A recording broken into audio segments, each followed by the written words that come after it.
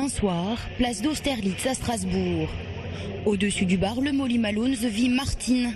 Aucun problème avec l'établissement qui ferme ses portes à 1h. Son cauchemar commence bien plus tard. Le problème avec les fêtards, c'est qu'ils viennent, ils jouent du saxo, ils jouent de la guitare et ils crient. Ils montent sur ces petites portes, là, soi-disant qui représentaient la place d'Austerlitz, la place d'Austerlitz.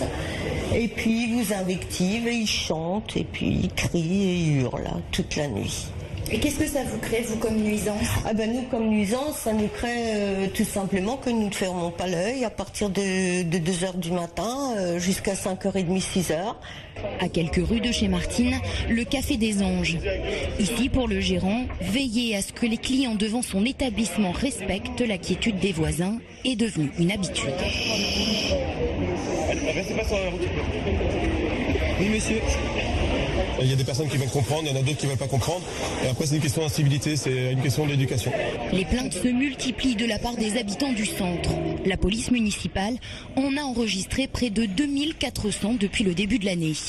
La ville veut employer les grands moyens. Désormais, le tapage nocturne peut être verbalisé par une amende de 68 €. D'ici 2 semaines, un arrêté sera pris par le maire Roland Ries. La mesure la plus emblématique est l'interdiction de consommer de l'alcool sur la voie publique entre 22h et 5h du matin.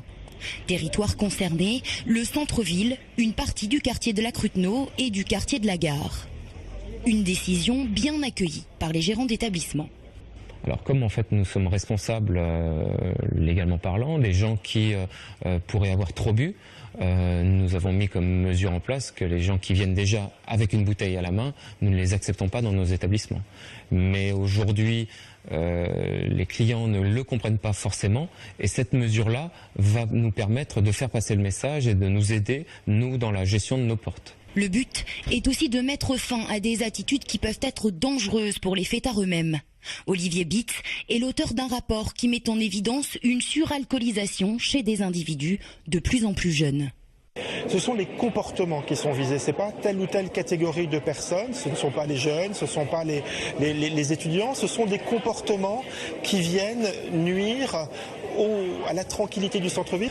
Ce sont également tous les phénomènes où les personnes se mettent en danger elles-mêmes en escaladant par exemple des monuments publics ou des échafaudages ou des phénomènes de baignade dans l'île. Ce sont tous ces comportements-là que l'on va essayer de modérer un petit peu. Il faut calmer le jeu sur le centre-ville de Strasbourg. En d'autres termes, pas de négociation lorsque la volonté de nuire aux autres ou à soi-même est manifeste.